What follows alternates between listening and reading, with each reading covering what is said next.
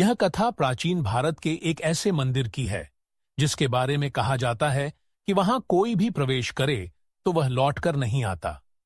यह मंदिर एक श्रापित अर्षि द्वारा श्रापित किया गया था और आज भी वहां जाने का साहस कोई नहीं करता। लेकिन एक युवा राजकुमार जिसे अपने अतीत की सच्चाई जाननी थी, उसने इस मंदिर में प्रवेश करने का निश्चय किया। पुराने समय की बात है। हिमालय की गोद में बसे कुंतलपुर राज्य में एक प्राचीन मंदिर था जिसे कालेश्वर मंदिर कहा जाता था। यह मंदिर शिव जी को समर्पित था, लेकिन कई वर्षों से यह वीरान पड़ा था। लोगों का कहना था कि वहां कोई अनदेखी शक्ति मौजूद है जो अंदर जाते ही लोगों को निगल जाती है।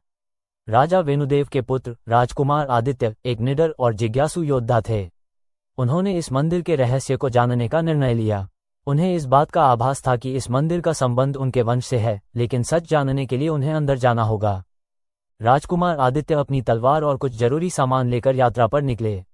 रास्ते में उन्हें एक बूढ़ा साधु मिला जिसने चेतावनी दी, राजकुमार, उस मंदिर में जाना तुम्हारे लिए मृत्यु को न्योता देने जैसा होगा। वहां श्रापित आत्माएं रहती हैं।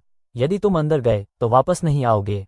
लेकिन आदित्य नहीं रुके। उन्होंने साधु से प्रार्थना की कि यदि वो कुछ जानते हैं तो बताएं। साधु ने बताया कि यह मंदिर हजारों वर्षों पहले ऋषि विभांडक द्वारा श्रापित किया गया था। वो एक पवित्र स्थान था, लेकिन राजा सोमेश्वर ने इसे अपवित्र कर दिया था। उन्होंने ऋषि की साधना भंग की और बदले में ऋषि ने पूरे मंदिर को श्राप दे दिया कि जो भी वहां जाएगा वो एक अनंत चक्र में फंस जाएगा। आदित्य ने जैसे ही मंदिर के पास कदम रखा, हवा एकदम ठंडी हो गई। मंदिर का द्वार विशाल और काले पत्थरों से बना था। जैसे ही उन्होंने दरवाजा खोला, एक भयंकर चीख मंदिर के अंदर से गूंज उठी। आदित्य का साहस डगमगाया नहीं।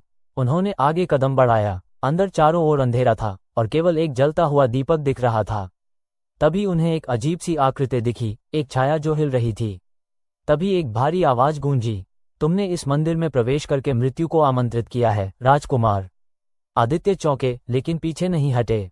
उन्होंने प्रश्न किया, तुम कौन हो और इस मंदिर का रहस्य क्या है?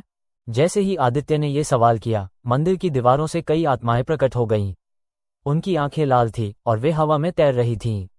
तभी एक प्राचीन आत्मा आगे आई और बोली, हम वे लोग हैं जो इस मंदिर के श्राप का शिकार हो गए। हमें मुक्ति चाहिए, राजकुमार। और वो तभी संभव है जब कोई सच्चा उत्तराधिकारी यहाँ आकर हमारी आत्माओं को मुक्त करेगा।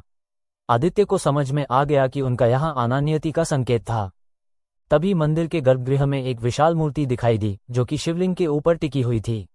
मूर्ति के नीचे एक शिलालेख था, जो कोई सत्य, बल और भक्ति से परिपूर्ण होगा वही इस श्राप को तोड़ सकेगा।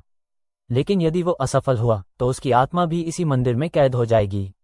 आदित्य ने अपनी तलवार निकालकर एक मंत्र पढ़ा और शिवलिंग के आगे ध्यान में बैठ गए। जैसे ही आदित्य ने मंत्र पढ़ना शुरू किया, एक भयानक आकृति प्रकट हुई, राक्षस काल मंत्र। तुम यहां से जिंदा नहीं जा सकते, राजकुमार।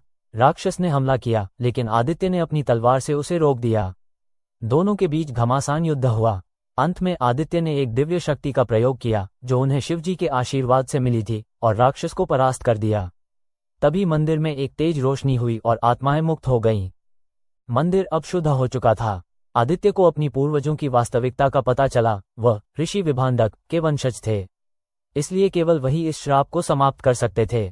वो अपने राज्य लौटे और वहां की जनता को इस मंदिर की सच्चाई बताए। उन्होंने इसे फिर से एक पवित्र स्थल के रूप में स्थापित किया। इस प्रकार एक राजकुमार की जिज्ञासा और साहस ने एक